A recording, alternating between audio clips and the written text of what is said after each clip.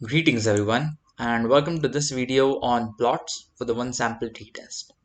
So after obtaining the initial results and obtaining some additional statistics, you will now have your results interface looking like this. We will now proceed to obtain some basic descriptive plots and rain cloud plots.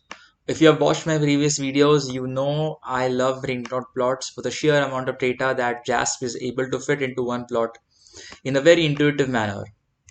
So to plot graphs, just select on descriptive plots and rain cloud plots, right? So if you have seen my independent samples t-test videos, you will notice that there is only one mean with the error bars shown.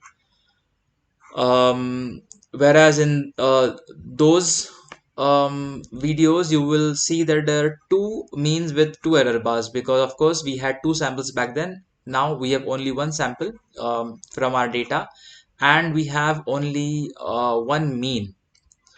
So this mean is shown as a dotted line, which is 16 pounds as explained in previous videos, and this is the mean with the error bars with 95% confidence interval.